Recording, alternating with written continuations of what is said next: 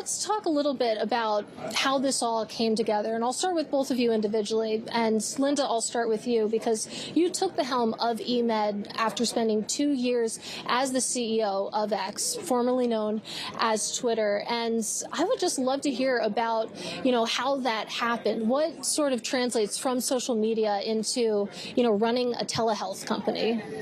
I thank you so much. It's a great question.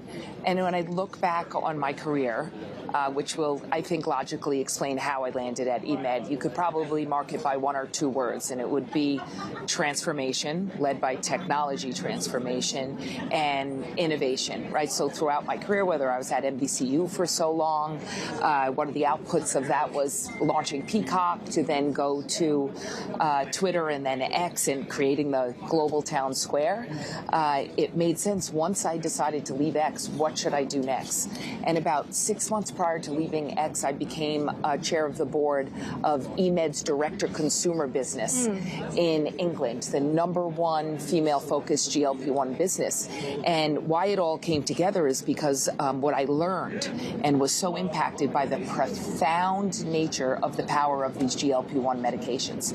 And I certainly knew that access needed to happen for people, particularly in the United States. 60% of people get their benefits from their employer, and only 1 in 5 employers cover GLP-1s right now. So once I was really thinking and considering what to do, tackling transformation in healthcare to give people access to these life-changing medications was an easy answer. Well, let's talk about the Tom Brady of it all, because that certainly makes sense. Transforming X, now transforming eMed. But Tom, how did you get involved with eMed, and who called who?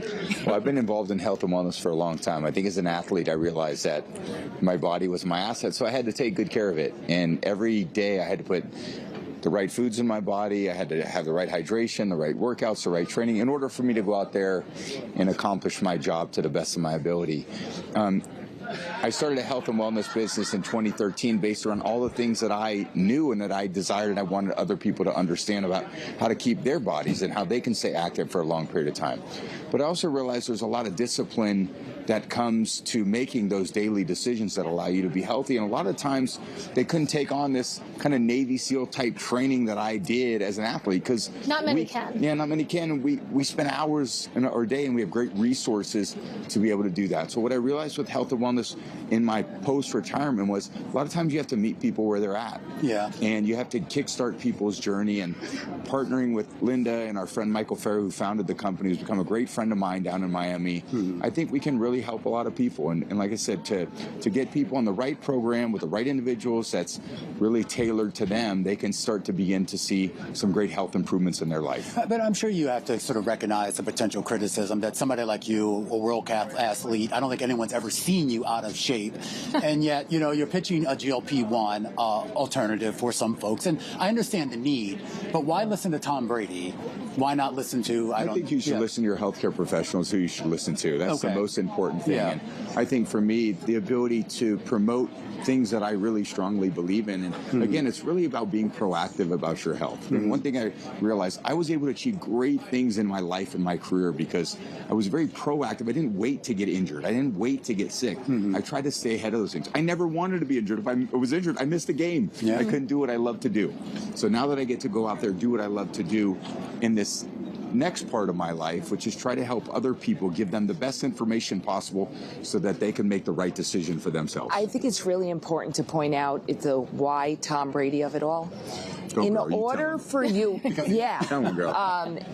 The importance is that you have to qualify to get on the eMed program. You have to take a blood test. You have to qualify through a variety of biomarkers that we check. And we want to make sure that you're one of those people that want to take control of your own health and take advantage of the unbelievable incremental nature of what these GLP-1 medications do. So tackle chronic diseases in their tracks. So it's not like other companies where you can just fill out a form and get a prescription. No, you stay with us. us. So you're working with the employer. This is basically a flat fee model, more or less. It here. can be, yes. Is there any concern going forward as the cost of GLP-1 prescriptions goes down, oral medications come on, as that cost compresses, does that affect your fee model in any way? No, it's actually so exciting because we're finally at a point where we have eMed delivers access to so many people that it's been out of reach because of the cost. So we have this health intervention of a lifetime moment. So there's a health solution for so many chronic diseases. And now we have a cost solution for employers because now it's affordable for them to cover it.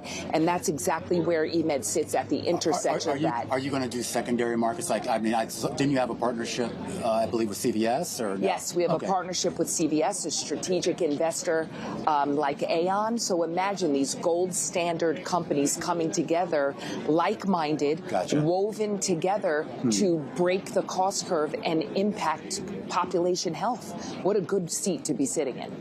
I do want to talk a little bit about how the introduction of GLP-1 pills has potentially changed anything. When you think about how, willing employers are to cover some of these medications, it's only been a couple of months, but are you seeing any sort of impact there? Yeah, we're seeing an expansion of the total addressable market. It's really interesting data, but unprecedented adoption of the oral pills from the early data that's coming out. And also important to note, one of the biggest adopters or segments are men, because they have hesitancy when it comes to injections, but they're much more open. Tell me more. Yeah, exactly. Why is everyone so scared of a little needle prick? Some of us, Tom, Women braver, stronger. That's true. But so that's why there's unprecedented demand, and why we're kind of in a moment here where the opportunity to be able to talk, that's what we're doing here at Milken, talking to CEOs, talking to CFOs, that now breaking the cost curve is that time is here. We're able to do that. I do want to go back to the Tom Brady of it all a little bit more, because Tom, you mentioned that obviously health and wellness is a huge personal thing of yours, and you mentioned that you founded your own companies in the past. We talked to a lot of former athletes on the close actually about how they sort of approach. That's actually true. But how do you evaluate different business opportunities? How do you decide what to put your name to? And I mean, how many things are you saying no to at this point? Quite a bit. Yeah, I get different opportunities based on, what people are really looking for and how they want me to kind of play a role in their business. But I think I want to add a lot of value to what I'm doing. It's not just really, even with eMed, really being involved with Linda and our friend Michael, who's the founder of the company, and some of the decision making, how we're going after and how we're attacking this solution is what's very important. So to be involved in different ways, because I love learning, I love growing. As an athlete, I surrounded myself with incredible mentors over the course of my life that I was able to learn from. I was to take the things that they could teach me and then try to apply that going forward. Now I'm still kind of relatively young in my business career, but I feel like I have a lot of room for growth. But you're doing well. Are you going to take this money, whatever you make off eMed, and put that more into the Raiders? We're working on the Raiders for sure. There's a lot to be improved, but that's football's I've always been my first love. I'm really, truly obsessed with that. And you're going to stay tethered to the NFL in some way, whether as ownership or broadcasting or whatever. Sure. Love football. I love team sports, and I love that it keeps everyone engaged, and I love that there's real outcomes every day. I think the purest thing about sports is that we can see how well we prepared. We can see what kind of work we put in, because there's a scoreboard on each end of the stadium. You get to see how you did. And there's something really finite about that we're all compelled to watch, and being involved in it for as long as I have, it's kind of, like I said, my first love. I want to be in it for the rest of my life.